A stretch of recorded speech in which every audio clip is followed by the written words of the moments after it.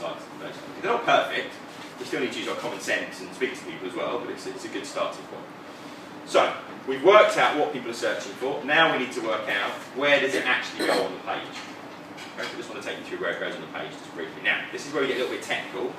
So if I lose you at any point here, do not panic. You can drop me an email afterwards and I will tell you exactly what it means for you and I'll create a website for you.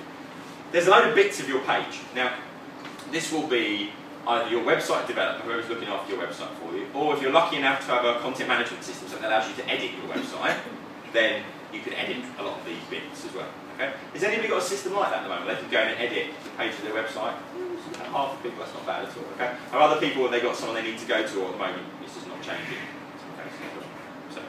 So, key things. I just want to show you what these things are. So it's things like the page title, the headings on the page, the copy. And I'll show you the key ones that are important. There's loads and loads of detail we can get into. I just want to give you 3 or 4 key things that will make the most difference. Okay, so, what are we talking about? Here's a website.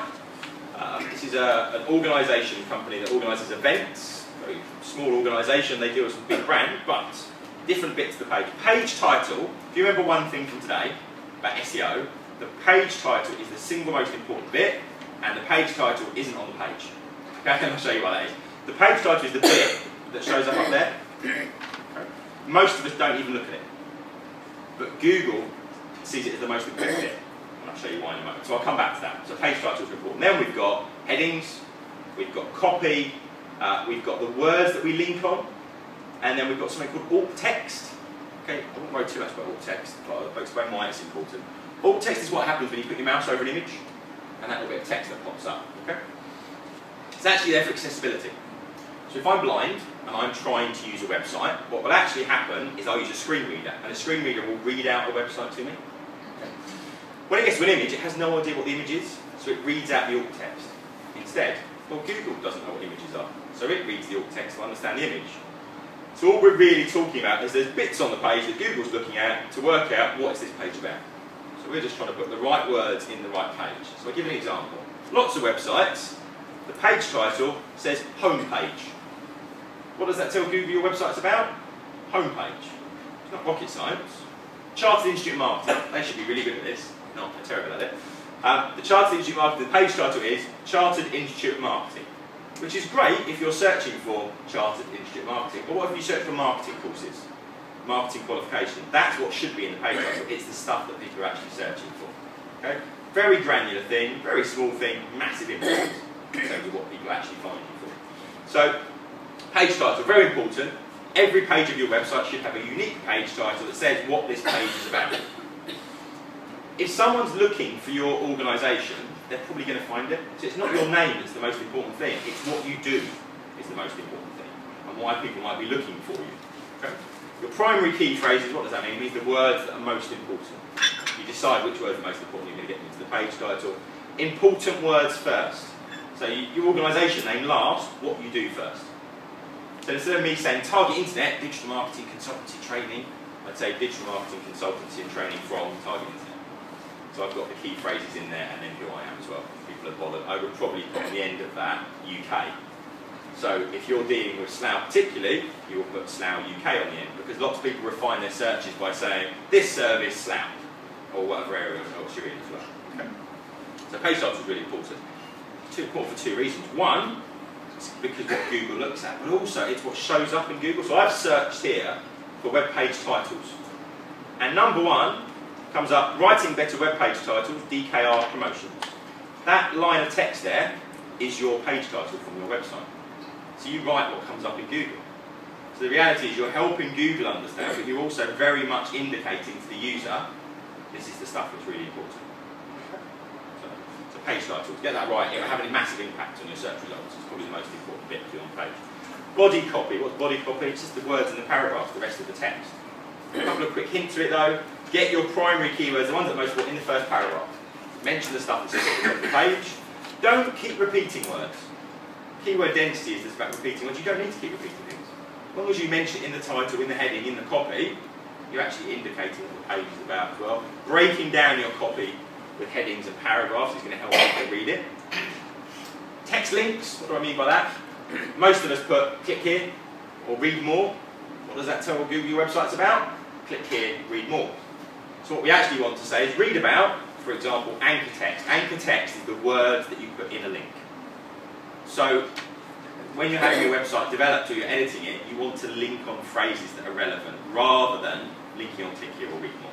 It's not the end of the world, but it helps Google understand what the content is all about. Okay? So not helpful to put click here or read more. And then alt tags, I mentioned them because of the accessibility issue.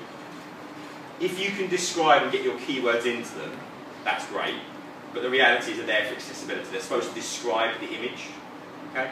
Now, in reality, most of us miss this because it's something that our web developer does. Most of our websites don't even have this stuff. This is a legal requirement.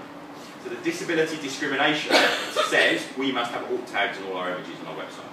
So that if someone has any form of disability that makes it hard for them to use a website, that's a legal requirement and you should be doing it. Now, you're not going to get arrested for not doing this, especially the type of organisations we're talking about, but it's an advantage from a Google point of view. So if you can edit this, great. If you can't edit it, don't worry.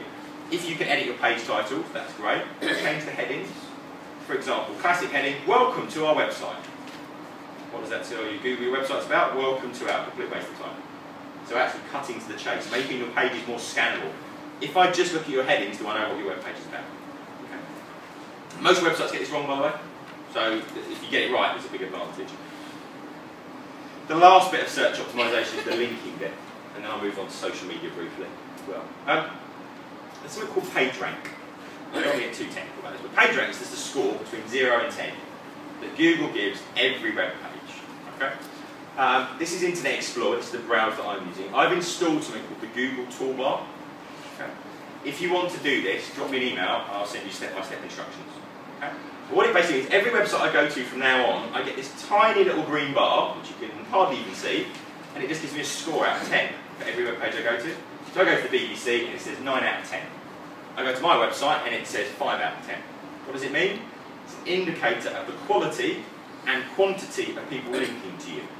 Very blunt instrument because it's just a score between 0 and 10. But what it means is this, just from a really practical point of view. I'm going to go out and I want to get more links to my website. Well, I haven't got much time or resource. So I need to pick ones that are going to help me. So I go out and I look at a few blogs. One of them's got a page rank of 9 or 8. One of them's got a page rank of 2. The one with the page rank that's higher, when it links to me, is going to help me lots more. So, for example, a link from the BBC website is going to do you no end of good. However, getting that is going to be very hard. You either do something very good or very, very bad to get onto the front of the BBC website. Okay? So, it's part of the Google algorithm or rules, but it's just an indicator how important this web page is. Okay? So you can install Google Toolbar, you'll find this out. There's a number of different ways of doing it. Drop me an email, I'll send you all the stuff for doing it. It's quite straightforward. It's about getting links from good places, basically. The more links we get, the more we go up search rankings.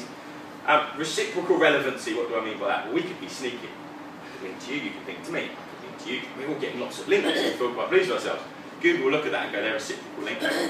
Therefore, you're being a bit sneaky. How do you get links? Basically create interesting content, then you go into social media and talk about it, and then you end up with people linking back to you. Okay? And by doing that, you end up getting more links. Okay? So the idea of link bait is you create some interesting or remarkable or just interesting to your audience content, people want to talk about it and link to it. It's been useful to them, it serves some sort of purpose. Sure. Is this on a time-based thing? I mean, is it like the number of people that have linked within the last... No, so I've got a piece of content that no, it's kind of ongoing. So say I've got piece of content I wrote 2 years ago. They got picked up by a blog recently. So I had loads of links in there. I've got some more links. And just the more links I get that are still there, the more it goes up in the search ranking. So the reason the BBC gets such a high page ranking is loads of people link to it because it's got loads of useful content. When you search, Google wants to give you the most relevant results. Therefore, if loads of people are talking about you linking to it, it thinks it's relevant. So if we've got loads of partners, and actually as voluntary organisations, people are more likely to link to you.